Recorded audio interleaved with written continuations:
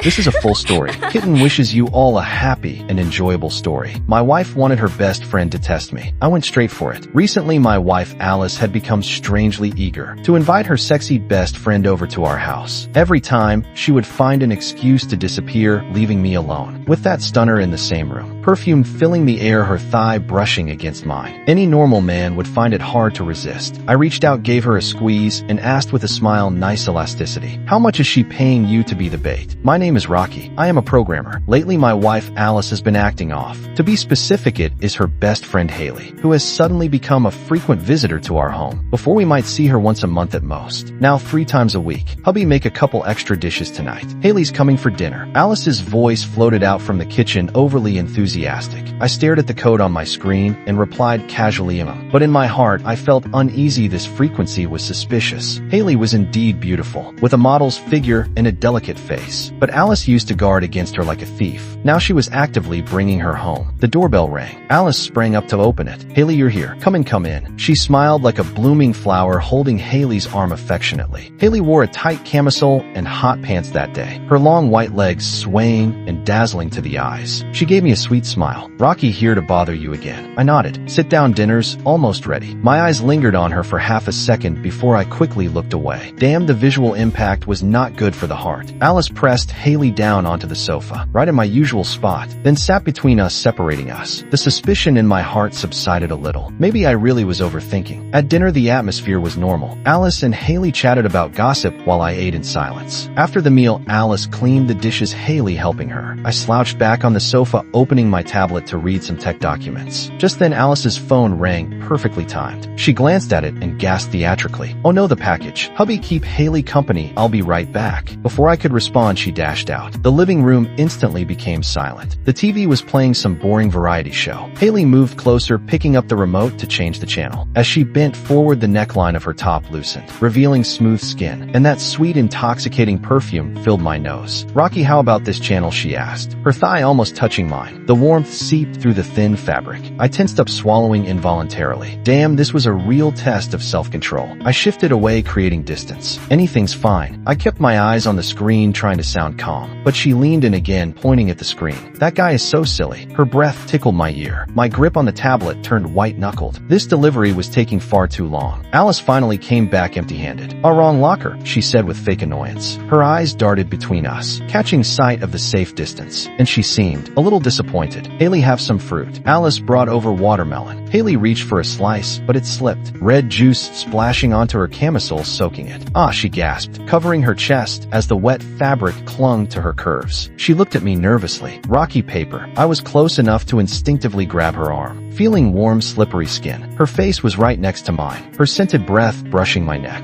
I snapped back to my senses, pulling away like I'd been burned. "I'll get a towel." I practically fled to the bathroom, splashing cold water on my face. The man in the mirror still had traces of fluster, and a spark of something darker. No, this was wrong. Alice and Haley's coordination was too perfect. When I returned, Haley had covered herself with a tissue. Alice was holding her phone, seemingly taking a picture of the stain, but from a strange angle. "Haley, why don't you change into one of my shirts?" Alice suggested. Haley went to the bedroom. Now it was just me and Alice. She leaned closer, voice probing. "Hubby, just now, did you scare Haley?" I stayed silent. Her eyes flickered, filled with a mix of excitement and tension. Haley soon came back in an oversized t-shirt, the loose fit making her look even more languidly seductive. She sat right next to me, in the spot Alice had just vacated. Alice's eyes gleamed. "Oh, my mom's calling," she announced, retreating to the balcony and sliding the glass door shut. The living room went quiet again. Haley leaned closer, her scent a mix of soap and lingering perfume. Her gaze hooked into mine, her lips parting slightly. A surge of anger and heat rushed through me. So they wanted to play with fire, fine. When she brushed against me again, I didn't push her away. Instead, my hand gripped the outside of her thigh, firm and deliberate. "MMH," she gasped, caught off guard, her face flushing as she stared at me in shock. I met her eyes, my tone low and mocking. "Nice elasticity. Better than Alice. She sent you as bait. Can she afford you?" Haley's eyes went wide, filled with panic and disbelief. Behind the balcony door, Alice wasn't on the phone at all. She was watching her hidden camera feed from the plant in the living room. On screen, my hand stayed on Haley's thigh for seconds, even giving it a squeeze. Haley's soft gasp was clear from her lips. A mix of jealousy, fury, and the thrill of success exploded in Alice's head. "Rocky, you bastard," she seethed, her nails digging into her palms. But reason held her back. This wasn't enough evidence yet. She needed something more, like catching us in bed, staring at my predatory gaze on screen, and Haley's flushed, startled face. Alice felt a fire she couldn't vent, slamming her spare phone case against the balcony wall. With a loud thud, that dull thud came from the balcony. The hand I had on Haley's thigh loosened. I straightened back into a normal sitting position. Haley shrank back like a startled rabbit. Her cheeks flushed red. Her gaze on me was complicated. Shame, anger, suspicion, and a trace of curiosity. Alice quickly pushed the door open, a fake smile on her face. All done, all done. What were you two talking about?" Her eyes swept back and forth between me and Haley, like a searchlight. "Nothing much." Haley was asking me about work. I lied without blinking. Haley quickly lowered her head and softly echoed, just chatting." Alice clearly didn't believe it, but didn't call it out. Her eyes only grew colder. Haley soon found an excuse to leave. The house was left with just me and Alice. The air was suffocating. "I'm taking a shower." Alice tossed the words out and stepped into the bathroom, listening to the sound of running water. I leaned back on the sofa and closed my eyes, my mind playing back scenes like a film. Alice's unusual warmth, Haley's deliberate flirting, that suspicious thud on the balcony, and the twisted look on Alice's face when I touched Haley's leg. All of it pointed to one possibility. She was testing me, or setting a trap. A chill crept up my spine. I snapped my eyes open. My gaze fell on Alice's phone, casually tossed on the coffee table, its screen still lit. WhatsApp open. The water kept running. I stared at the phone, as if it were Pandora's box. On impulse, I picked it up. It needed a passcode. I tried her birthday wrong. Then our wedding anniversary it unlocked. My heart pounded. I quickly swiped open WhatsApp, pinned chatsome, and one labeled T. I tapped it open. The latest messages stabbed into my eyes like poisoned ice picks. "T, baby, missed you so much. Same place tomorrow. Alice, 3 p.m. Same room. I'll be there. T, like the necklace I bought you last time. Alice, love you, hubby. 1,000 times better than that useless coder." Below were several pictures. My trembling fingers opened them. Alice in intimate poses with a strange man. The background, a hotel room. His arm around her waist. Her smile sweet and radiant. The timestamp, the earliest one, was from a year ago. My vision went black for a second. My stomach churned violently. A year. She had been cheating for a year, while I worked overtime like a fool, trying to earn more so she could live well. Rage surged like magma in my chest, ready to explode. I resisted the urge to smash the phone, and kept scrolling with icy fingers. The shock of her betrayal nearly erased my ability to think. But a more terrifying thought appeared: money. I opened her banking app. It needed a fingerprint. Taking a deep breath, I walked to the bathroom door with her phone. "Babe," I raised my voice, trying to sound casual. "My phone's dead. Can I use yours to check something urgent?" The water stopped for a moment. Alice's voice came with irritation. "On the sink. Take it yourself." I pushed the door open a crack. Her phone was indeed on the sink. I quickly grabbed it, used her finger to unlock the bank app. Back in the living room, I scanned through the transaction history. For the past 6 months, there were frequent large transfers. Recipient name: Mary, her mother. Amounts ranging from hundreds of thousands to several million. Added together, my quick mental math: over 4.8 million, nearly 5 million. Our savings since marriage, built from frugal living, most of it my endless coding nights. She had not only cheated, but was secretly moving our money, trying to leave me penniless. A cold, murderous intent replaced my anger, freezing my blood. Alice came out in a bathrobe, hair wet, face flushed from the steam, looking innocent and tempting. "All done?" she asked casually, picking up a hairdryer. I calmly handed her the phone. All done." My hand steady, my gaze bottomless, watching her blow dry her hair as if nothing had happened. Everything connected in my mind like a poisonous snake. Cheating with Tony the T, transferring assets to her mother, frequently inviting Haley over, creating chances for us to be alone, possibly even installing surveillance. The thud on the balcony, her voyeuristic stares, her aim lure me into cheating with Haley. Once she got irrefutable proof, photos, or even video, she could take the moral high ground in divorce, accuse me of infidelity first. With the money already gone, I'd walk away with nothing, maybe even with a ruined reputation, while she enjoyed my money. With her lover, so ruthless, so poisonous, a cold shiver ran through me, not from fear, but from fury pushed to the extreme. Fine, Alice. You want to play dirty? I'll play all the way. The hairdryer stopped. Alice put it down, leaning in with the scent of body wash. Arms around my neck, her voice dripping with honey. Babe, tired today, want me to give you a massage? Before I might have been tempted. Now I only felt disgust. Every affectionate move was like part of a mission to capture some evidence. I restrained the urge to push her away, even forced a tired smile, pulling her into my arms. A little tired, but seeing you makes it better. Even I wanted to gag at my own words. She stiffened slightly in my embrace, then pressed closer. Babe's the best. Her fingers traced idly along my back, her eyes darting around, as if searching for a certain angle. I knew she was looking for the hidden camera. Good, let her record. I lowered my head, my nose brushing her hair. The scent I once craved now made me nauseous, but my face stayed tender, my arms tightening, pressing her chest firmly against mine. Through the thin bathrobe, I could feel her heartbeat, a little fast. Was it nerves or excitement that her prey had taken the bait? Alice, I said in a low, deliberately husky voice. Haley's been coming over a lot lately. You two are close, huh? Her body stiffened again. Then she laughed. Yeah, best friends. She's beautiful and considerate. You like her too, right? She lifted her head, eyes probing. There it was, the bait. I met her gaze without dodging, even let a knowing smile creep onto my face.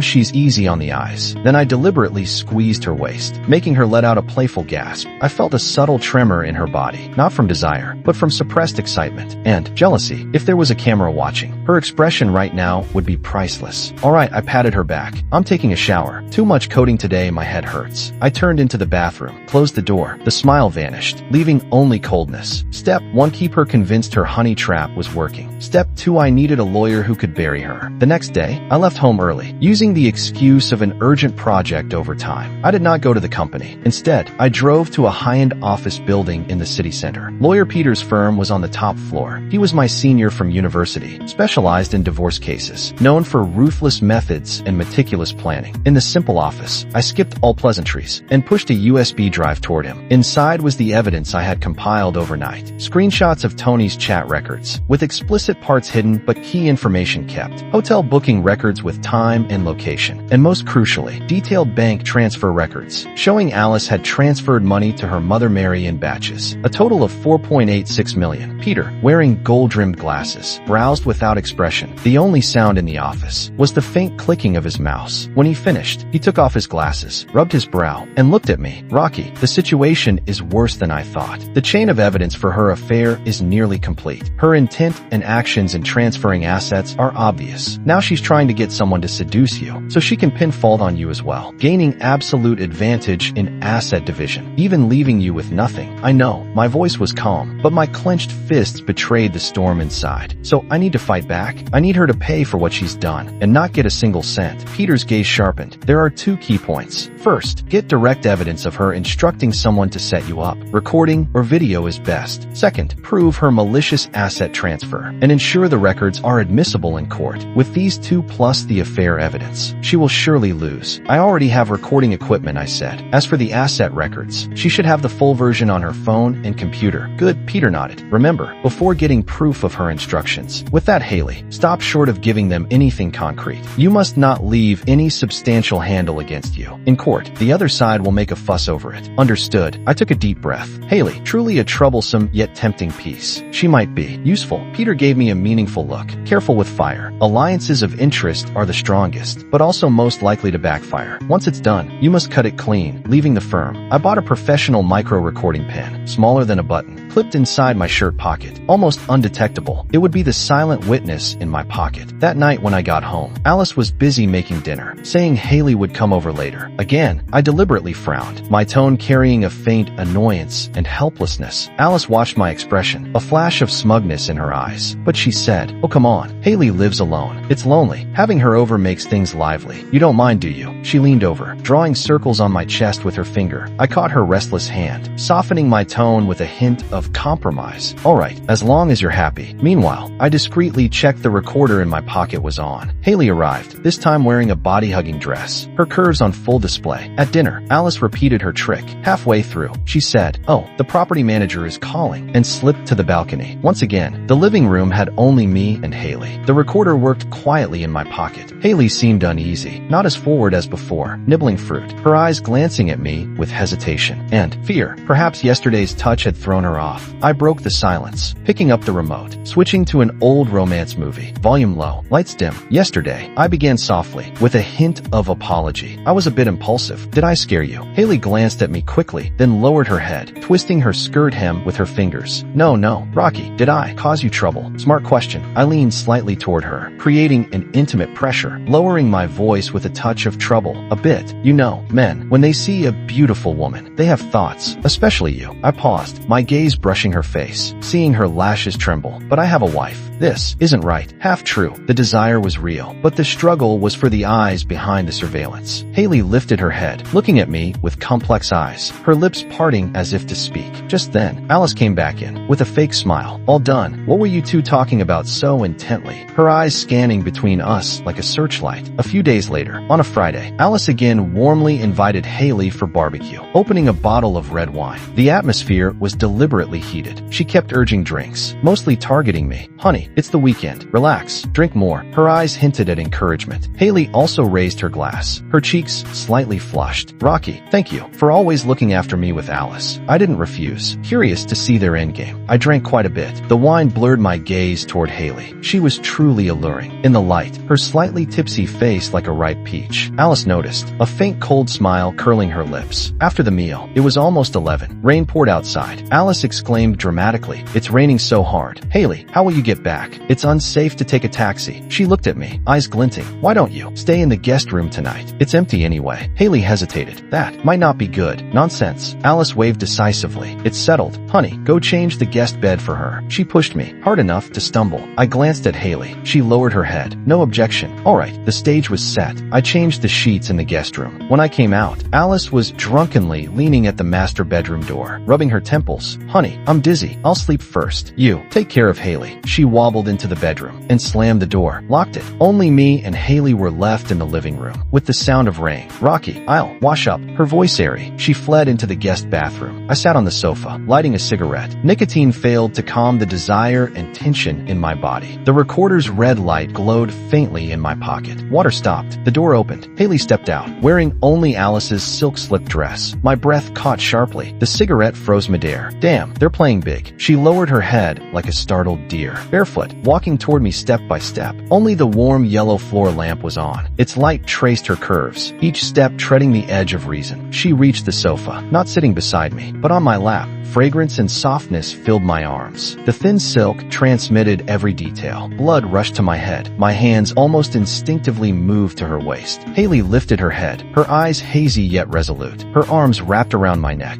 her hot cheek pressed to mine. Her lips, carrying heat, slowly and firmly approached mine. Just before they touched, the recorder in my pocket felt burning. Peter's warning, Alice's calculating face, flashed in my mind. Never leave any substantial handle. An icy current shot through desire. I jerked my head aside. The kiss landed on my cheek, hot and damp. At the same time, I spoke, hoarse but clear, not loud, yet in the quiet living room like thunder. "Haley, don't. Not now." My hands gripped her shoulders with unyielding force, pushing her off my lap, creating distance. My chest heaved, but my eyes stayed clear, with warning and a faint trace of pity. Haley fell back onto the sofa, her slip dress disheveled. She stared at me in shock, the haze in her eyes gone, leaving only shock, shame, and the fluster of being rejected. The recorder faithfully captured it all. Her approach, my refusal, that clear. Not now. The living room was filled only with the sound of heavy breathing, and the rain outside the window. An awkward, faintly sinister atmosphere spread through the air. Haley sat curled up at the far end of the sofa, hugging her knees, her head lowered, her shoulders trembling slightly, as if she were crying. I straightened my wrinkled shirt, walked to the water dispenser, and poured 2 glasses of cold water. One I placed on the coffee table in front of her. "Drink some water." My voice had returned to calm. She didn't move. I sat in the single sofa opposite her, lit my second cigarette, and through the curling smoke, I looked at her. "How much did Alice pay you?" Haley's head snapped up, tear stains still on her face, her eyes red and swollen, filled with shock and panic. "You, what are you saying?" I exhaled a ring of smoke, my gaze sharp as a blade, striking straight at her heart. 50,000 or 100,000 to seduce me, and preferably get something juicy on camera, like in bed. Haley's face turned pale in an instant, her lips trembling, unable to speak. Her reaction told me everything. I crushed out my cigarette, leaned forward slightly, my voice dropping lower, carrying the weight of someone who saw through everything, and the pull of fatal temptation. "Haley, do you think I, Rocky, am worth just 50 or 100,000 foot?" Her gaze flickered wildly. I spread out 5 fingers in in front of her, shaking them slowly, emphasizing each word. What she sneaked away was this amount: 500,000. Haley sucked in a breath, her eyes widening in shock, locked on my fingers, her breathing stilled. 500,000. That's right. My tone was unyielding. Help me get undeniable proof she ordered you, and solid records of her transferring all her assets. She trusts you. That won't be hard for you. I paused for a second, then tossed out the bait that would rattle her soul. When we get the 500,000 back, I'll split it with you. 250,000. Enough to buy your change of heart. Haley's chest rose and fell violently, the shock, fear, and struggle in her eyes, finally giving way to a huge, desperate greed and a grim resolve. She didn't hesitate long. She nodded hard, her voice hoarse as if leaping off a cliff. Deal. Rocky, tell me you had. Do I do? Haley's deal carried the force of a last gamble, echoing in the rain-soaked night. The tension in my nerves eased slightly. Done. This key piece was finally on my board. It's simple. I kept my voice low, so only she could hear. Keep acting. Act for Alice. Make her think you're about to succeed. Make her think victory is within reach. That's when she'll drop her guard and get overconfident. Haley nodded firmly, the panic in her eyes replaced by near-excited focus. Got it. What should I do? She'll come to you, ask about progress, maybe even push you. I explained. You tell her I almost lost control last night, but at the last moment pushed you away. Say I'm pretending to be proper, but my eyes don't lie, that I'm into you. Make her think just a little more pressure, and I'll fall. Haley's cheeks flushed, but her eyes lit up. I understand. And next time she sets you up, be bolder. In places she can see, create the illusion of something more intimate. But remember, my tone hardened. Only an illusion. An arm around your shoulders, leaning on my chest. A few suggestive words, quick to the point, never giving her a real crossing Feline shot. Understand. Understood. Haley took a deep breath, and the proof, her instructions to me. She'll give it to you, I said with certainty, when you tell her you're close. To make sure everything's foolproof, or to push you, she'll repeat her orders, maybe even offer more money. That's your chance. Record it, or get the chat logs. Alright. Haley's eyes burned with determination. As for her asset records, I went on. Her phone or computer will have a backup. Find a chance to copy it. She trusts you. Much easier than if I tried. Leave it to me. Her confidence was strong. The rain eased. I looked at the beautiful woman in front of me, once an enemy, now an ally, and felt no warmth. Only cold calculation and a sliver of caution. Alliances built on profit are just as fragile. Lastly, I stood up. What happened tonight? In your words, must be me almost losing control after drinking, and you fighting hard to keep your innocence. Got it. Haley froze for a second, then nodded hard. Got it. The next day was Saturday. Alice slept until the sun was high, rubbing her temples, still groggy from a hangover. Her gaze flickered over me, and Haley, who sat in the living room pretending to read a magazine. Last night, did you sleep well? Alice asked Haley casually, though her eyes were locked on her face, searching for clues. Haley set down the magazine, a faint blush and a touch of grievance on her face. Still, okay, it's just that Rocky.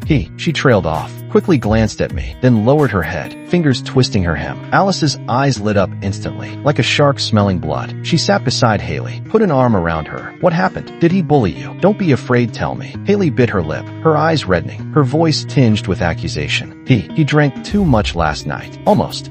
Luckily, I pushed him away and ran to my room. Alice, I was so scared. As she spoke, she leaned into Alice's arms for effect. Alice patted her back, comforting her, while looking at me, eyes full of angry reproach and a secret delight. I sat at the dining table eating breakfast, expressionless, as if they were talking about someone else. Rocky, Alice pounced. What's wrong with you? What did you do to Haley last night? I took a slow sip of milk, lifted my eyes, let my gaze linger on Haley's aggrieved face. With a touch of regret and embarrassment, I drank too much, got a bit carried away. Sorry. The apology was vague, all the more suspicious. Alice, sensing she had me, raised her voice. Just sorry. Do you know how scared she was? She was cut off by Haley, who tugged her arm. Alice let it go. Rocky didn't mean it. He apologized later. Her understanding tone was paired with a timid glance in my direction. She played the part well. Alice bought it. The way she looked at me was full of contempt and the smugness of a fisherman watching a fish bite the hook. In the days that followed, with Haley's efforts and Alice's cooperation, the game escalated. Haley visited more often. Alice was more deliberate in creating alone time. Under the dim lights of the living room, I sat with my arm around Haley's shoulders, my hand carefully avoiding sensitive areas. She leaned against my chest like a bird seeking shelter. We watched a dull soap opera. Rocky, that actor is so handsome, Haley said softly, her face tilted up toward me, her lips slightly parted. I lowered my head, so close my nose almost brushed her hair. Breathing mingled, my eyes deep and magnetic. Is that so? Not as good looking as you. At this distance, from this angle, any camera Alice had on us would catch it clearly. I could imagine her twisted expression and clenched fists as she watched. Haley gave a shy smile and pushed me lightly. You're awful. It was almost time. I released her, walked to the bookshelf in the corner, pretending to search for a book. My eyes scanned the potted plants, judging from Alice's earlier suspicious glances, where a hidden camera might be. With my back to it, I slowly took from my suit pocket a folded document, a divorce agreement drafted by my lawyer Peter, extremely favorable to me. I didn't open it. I simply held up the side with the bold title, toward the pot I suspected most, raising it high and slowly. My face was blank, my eyes cold as Siberian permafrost. Silently, to that hidden lens, I mouthed 4 clear words. Game over. Bang. The master bedroom door burst open. Alice charged out like an enraged lioness, hair disheveled, gripping her phone tightly in her hand. Her face was ashen, her eyes bloodshot and wild, and she pointed at me and Haley, her voice sharp enough to crack from fury and agitation. You shameless pair, I knew it. I knew you two disgusting lowlifes. Rocky, how could you do this to me? And you, Haley, you backstabbing little slut. Like a madwoman, she lunged forward, shoving aside Haley, who stumbled back in frightened confusion. Alice shoved her phone screen almost into my face. On it was the image of me, with my arm around Haley, whispering to her moments ago, Look, I caught you. Clear as day, you adulterous scum. I'm going to ruin you both. Rocky, you'll walk away with nothing. Her hysterical screams sprayed spit onto my face. The living room was in chaos. Haley shrank into a corner of the sofa, shaking. I stood still, not a muscle moving, looking at her crazed, twisted expression. I felt no anger, only cold disgust and pity. When she finally paused to catch her breath, I slowly reached into my pocket and took out my own phone. The screen was lit, clearly showing an active recording in progress. I held it up to her eyes, my voice calm to the point of being terrifying. Recorded what exactly? We were just talking. Alice, are you overacting a bit? Her scream cut off instantly, like a chicken whose neck had been pinched. She stared at the recording interface, then at me, then at the trembling Haley. All the color drained from her face. It's you who should explain. I put the phone away and stepped toward her, my gaze like an ice pick piercing her. That man named Tony. Care to tell me what's going on there? And I watched her face go pale in an instant, enunciating each word. The $5 million you secretly transferred to your mother. How do you explain that? What Tony? What $5 million? Rocky, you're making this up. Alice jumped up like a cat whose tail had been stepped on, her voice shrill, but trembling with panic. Stop changing the subject. You and Haley were caught red-handed. Don't you dare deny it. She turned to Haley, her eyes vicious, like she might devour her. Haley, tell me, did he harass you? Did he touch you inappropriately? Say it. Haley looked terrified, tears brimming in her eyes. She glanced at me, then at Alice, her lips trembling. Finally, as if forced, she pointed at me with a sob. He got drunk last night and tried to force himself on me. Alice, you have to stand up for me. Alice straightened immediately, like she had just been handed a royal decree, pointing at my nose, spittle flying. She shouted, you hear that? Rocky, there's witness and evidence. What do you have to say now? I'm going to sue you for attempted rape. I gave a cold laugh, then calmly pulled up a few screenshots on my phone. Explicit messages between Alice and Tony, with the most graphic parts removed, but keeping the pet names and meeting arrangements. Don't know Tony. Then whose husband? Baby. And who's meeting at the usual place tomorrow at 3 p.m. A ghost. My voice was low, but it struck her like a hammer to the chest. Alice's pupils shrank when she saw the screenshots. All color vanished from her face, and she swayed as if she might collapse. Her mouth hung open, making strangled sounds, like she couldn't breathe. As for the $5 million, I put my phone away, my gaze cold. Should I call your mother right now and ask her how that money ended up in her account? No, impossible. How do you? Alice stared at me in horror, like she was seeing me for the first time. The fortress she had built so carefully collapsed in an instant. The farce ended with Alice locking herself in the master bedroom, sobbing. Haley left still looking shaken, but before she walked out, she gave me a knowing glance. Days later, Haley sent me an encrypted folder. Inside were 2 crucial audio files. Alice, are you done yet? It's been so long. He's touched you, hugged you. Just one last step. You have to make him sleep with you. As soon as I have proof,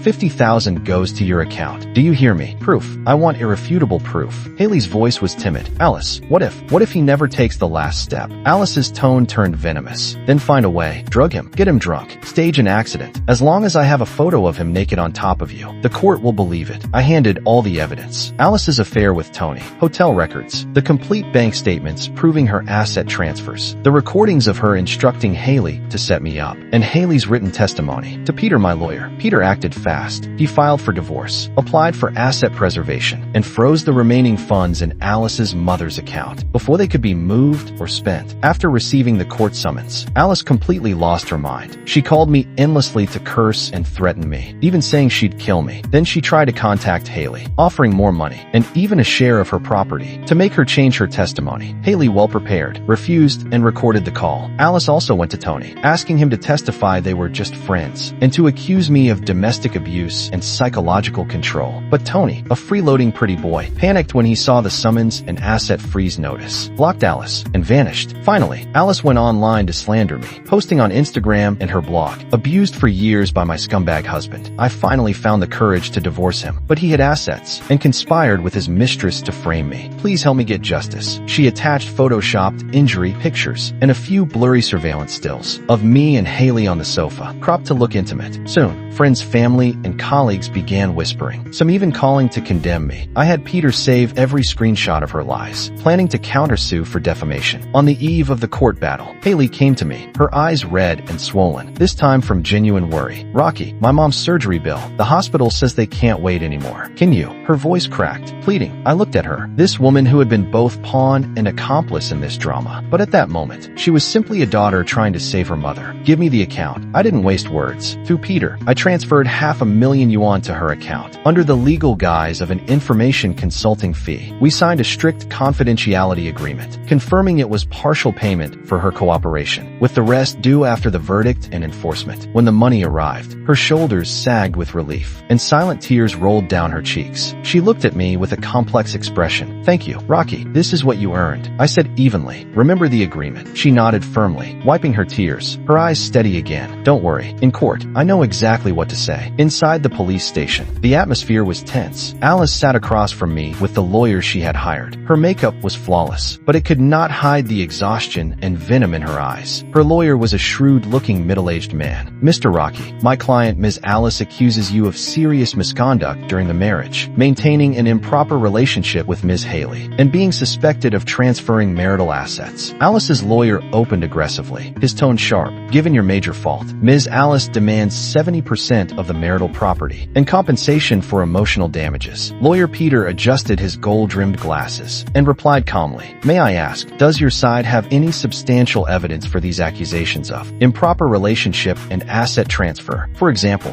photos or videos of catching them in bed, or direct proof of sexual relations, or large unexplained transfers of funds under my client's name. Alice's lawyer paused, then immediately pointed at me. We have surveillance footage showing Mr. Rocky and Ms. Haley acting intimately on multiple occasions, embracing and leaning close. Ms. Haley herself has testified that Mr. Rocky had improper intentions. Is that not evidence? Peter gave a faint smile and countered steadily. First, what you call intimate behavior cannot in legal terms directly equate to an improper relationship or infidelity. Friends, and even family members, may have similar contact in certain contexts. It must be judged in combination with the full circumstances. Second, regarding Ms. Haley's testimony, Peter's gaze sharpened toward Alice. We are very curious how Ms. Haley came to appear so frequently in my client's home in the first place, and under whose instructions she deliberately approached my client, attempting to manufacture so-called intimate evidence. Alice's face instantly darkened. Her lawyer's brows tightened. As for the asset transfer, Peter shifted his tone. We have conclusive evidence that Ms. Alice, during the marriage, maliciously and secretly transferred a large sum of marital assets. The exact amount and its destination will be revealed in court. The mediation ended in discord. The formal trial day arrived. The courtroom was solemn. I sat beside Peter in a crisp suit, my expression calm. In the gallery sat relatives, friends, and curious onlookers. Alice sat opposite at the plaintiff's table, her makeup heavier than before, but the malice and unease in her eyes almost spilled out. Her lawyer sat rigid and upright. The judge struck the gavel. Now in session. Plaintiff, please state your claims and grounds. Alice's lawyer rose immediately, repeating the same arguments from mediation with great fervor, emphasizing my affair with Haley, displaying a few blurry surveillance screenshots, and claiming I had possibly transferred assets. He demanded Alice receive a larger share of the property and compensation. It was Peter's turn. He stood, his voice steady and powerful. Your Honor, we request dismissal of the plaintiff's false accusations. In fact, we have ample evidence proving the opposite. The plaintiff, Ms. Alice, during the marriage, maintained a long-term improper relationship with another person, maliciously transferred a huge amount of marital property, and carefully designed a trap, instructing another to seduce and falsely accuse my client in an attempt to illegally profit from the divorce. Gasps erupted erupted from the gallery. Alice jerked her head up, her face pale. Silence. The judge struck the gavel. Peter continued.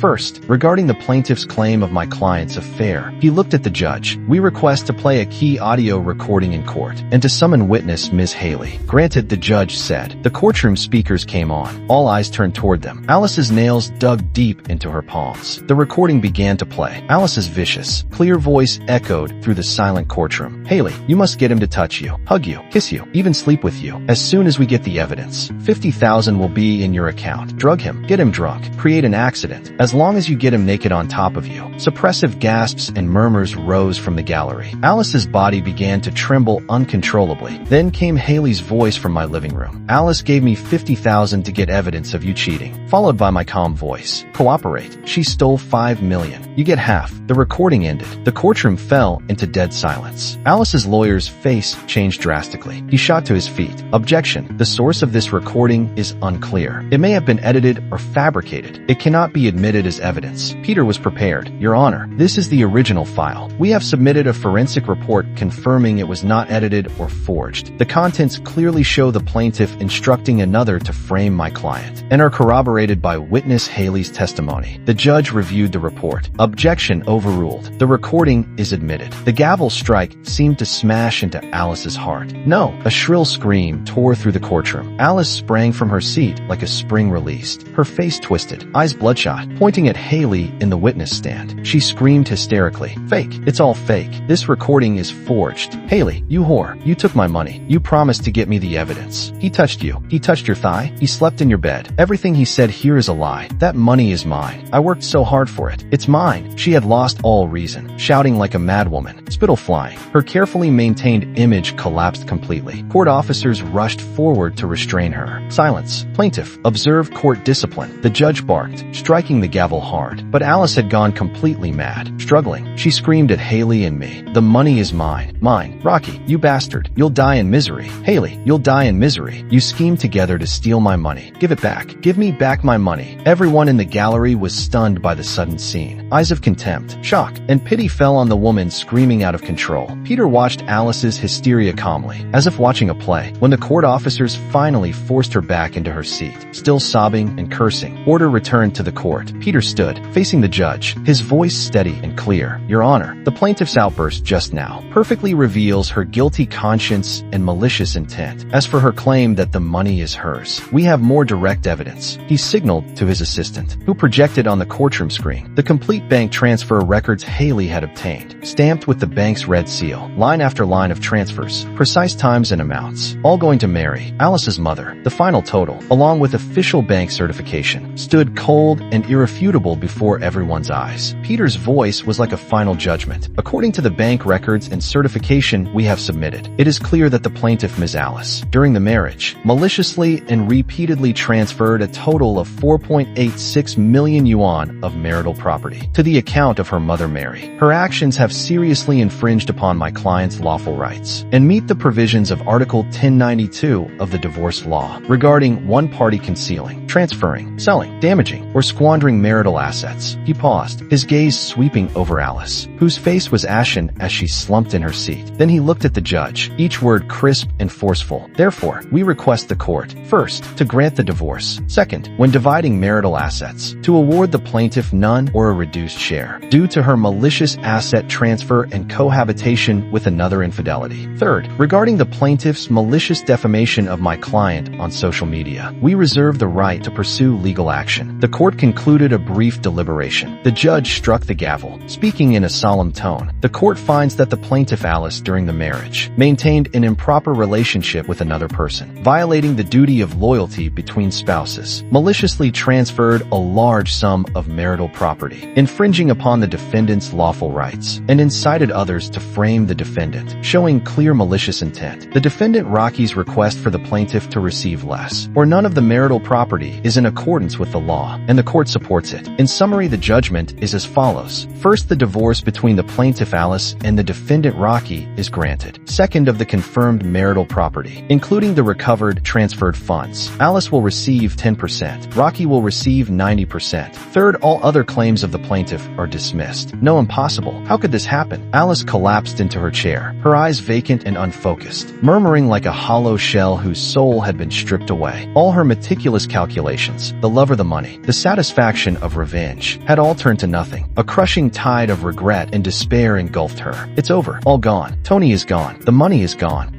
Tears mixed with mucus covered her face. Her carefully painted makeup smeared, leaving her in utter disarray. I calmly signed to receive the judgment, walking out the courthouse doors. The afternoon sun was sharp to the eyes, yet the air felt unusually fresh. Rocky, Haley's voice called from behind. She had changed out of her formal court attire, now wearing a simple, elegant dress. Her eyes complex as they fixed on me, words hesitating on her lips. I stopped and looked at her. She bit her lip, finally speaking in a soft voice, with a faint, almost imperceptible tremor. In court, what Alice said about you and me, was it true? Her gaze locked tightly onto mine, carrying curiosity and perhaps a trace of lingering feeling. I did not answer immediately. The sunlight fell across her face, a beautiful face that once made my heart race, and had also been the most important piece on my chessboard. I looked at her for a few seconds, then the corner of my mouth lifted in an unreadable smile. From my suit's inner pocket, I drew out a cashier's check, long prepared, and held it before her. The amount read 2,500,000 yuan. Pleasure doing business, Miss Haley. My voice was calm, devoid of emotion. We can work together again in the future, if the chance arises. Without looking to see her reaction, I turned striding toward the car parked by the roadside. The sunlight stretched my shadow long across the pavement. Behind me, Haley stood motionless, holding that heavy check in her hand, and did not move for a long time. The end. If you like Kitten's story, please follow and like it. Updated every morning at 9 a.m.